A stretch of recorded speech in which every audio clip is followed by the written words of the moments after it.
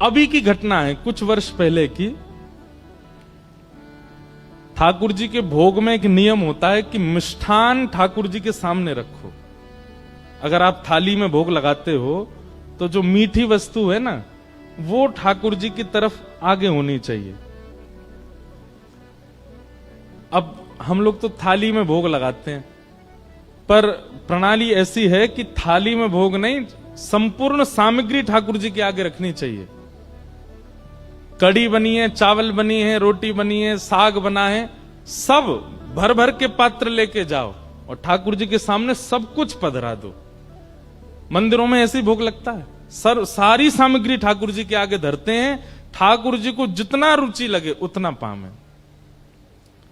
आपने 2 ही रोटी धरी ठाकुर जी के आगे, ठाकुर जी मधुमंगल श्रीदामा सब आ गए होंगे, ठाकुर जी कह रहे होंगे भैया नेक नेकी पहियो 2 ही धर के गए हो है, भूख तो ज्यादा लग रही है पर नेकी धर के गए हो है। तब आप जब थाली में 2 ही रोटी धरते हैं तो फिर मधुमंगल श्रीदामा तनसुका मनसुका ये सबरे सखा आते हैं ठाकुर जी के संग पाने। अकेले ठाकुर जी पाते नहीं, कभी नहीं पाते। या तो किशोरी जी और अष्ट सखियां आएंगी या फिर ठाकुर जी अपने सखान को बुलाएंगे। ठाकुर जी अकेले प्रसाद नहीं पाते। और आप धर के क्या गए हो, 2 ही रोटी, नेक्स्ट सी सब्जी। अच्छा, कई घरों में तो देखा इतनी सी चांदी की थाली, वहां में इतनी इतनी सी कटोरी। हमारे लाल जी छोटे हैं ना, छोटा सा मुख, छोटी सी थाली, छोटी सी गिलास। कहीं ठाकुर जी ने आपको छोटा सा मान लिया ना, रोते रहोगे फिर अन्य के काजे। ठाकुर जी को भूख नहीं लगती, लेकिन आपका भाव यदि लाला का है उनके प्रति, सबरी सामग्री धरो सामने और सब सामग्री धर के ठाकुर जी तो कहो, हे लाल जी सबरे सखान को बुला लो, किशोरी जी को बुला लो, नंदरानी यशोदा, नंद बाबा सबन को बुला लो और प्रेम से चकाचक पाओ। ऐसे भोग लगाओगे तो काउदना महाराज कोई सामग्री ऐसी लगेगी धरी तो पूरी लेकिन आधी बची है, कहां गई, खा गए ठाकुर जी, पाली हो।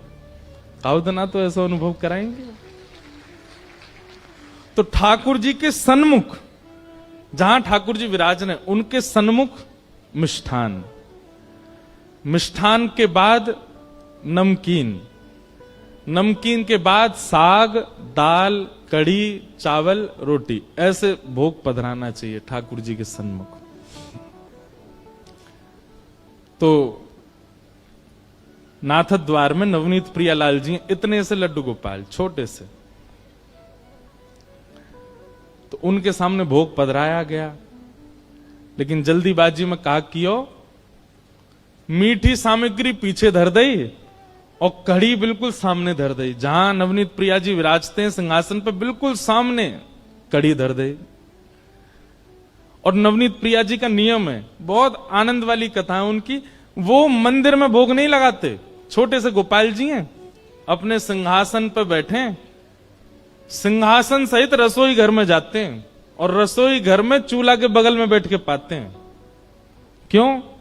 भावना ऐसी है कि बोले गोपाल जी हैं, गोपाल जी कोई टेबल पे बैठ के, चौकी पे बैठ के थोड़ी पामे, वो तो यशोदा मैया के बगल में बैठे रहे, यशोदा मैया बनाती रहे, पवाती रहे, लाला ले लाला मैं रोटी बना रही हूं, बाबा का जी तू रोटी खातो रहने एक देर।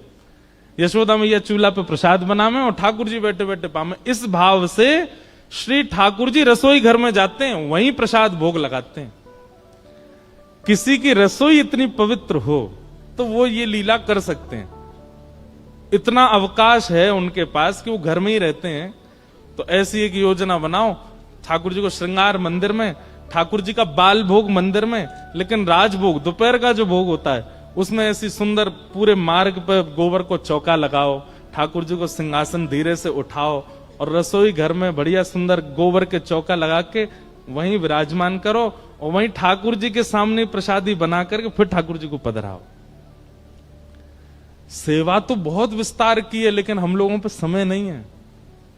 ऐसी सेवा अगर होने लग जाए ना गुसाई जी जैसी, तो इस कलयुग में आज भी ठाकुर जी बोलने लग जाएं, आज भी ठाकुर जी पाने लग जाएं। तो नवनीत प्रियालाल जी रसोई में गए, जल्दी जल्दी में सेवकों ने मिष्ठान तो पीछे धर दिया और कड़ी सामने पधरा दी। कछु रोटी ठाकुर जी के सामने बना करके सन्मुख पधरा दे और फिर सबरे जन प्रणाम करके फिर वहां से चले जाएं। अब अपने सखान को बुला लियो, लाल जी प्रेम से पाओ।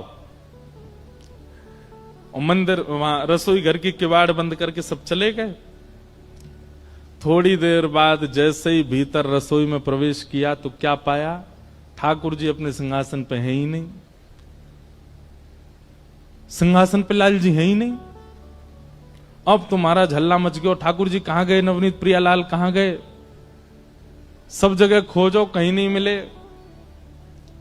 तब कोई वैष्णव ने आके कही, बोले भैया इस साग सब्जी में तो ना गिर गए कहीं, छोटे से लालाएं। तो सबरी सामग्री पलट पलट के देखी, धीमे धीमे हाथ लगा के कि भाई लाल जी कहां, छोटे से गोपाल जी हैं।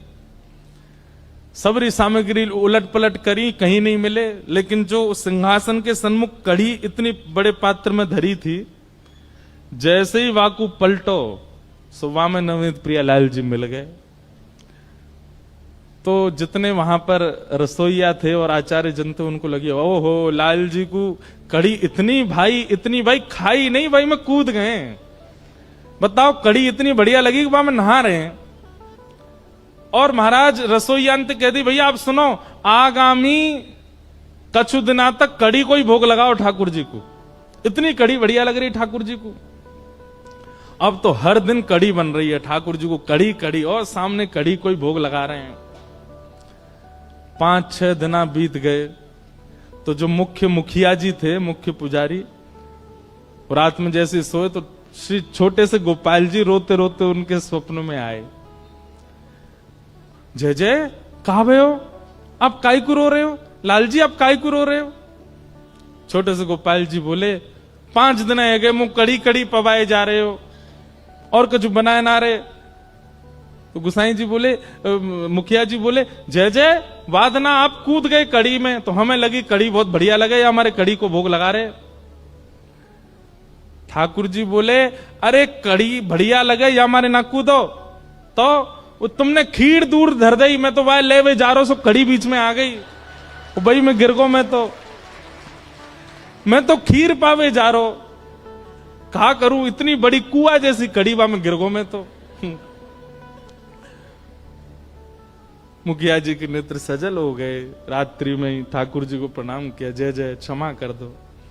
ऐसी लीला ठाकुर जी। ये लीला का विस्तार किसने किया? श्री गोसाई विठलनाथ जी। थोड़ा विस्तार तो बंधुओं करो। आप पति के लिए समय निकालते हैं, बच्चों के लिए समय निकालते हैं, प्रेमियों के लिए समय निकालते हैं, ठाकुर जी के लिए भी समय निकालो। नेक विस्तार तो उत्सव को, सेवा को करो, तभी ठाकुर जी अनुभव कराएंगे अपना।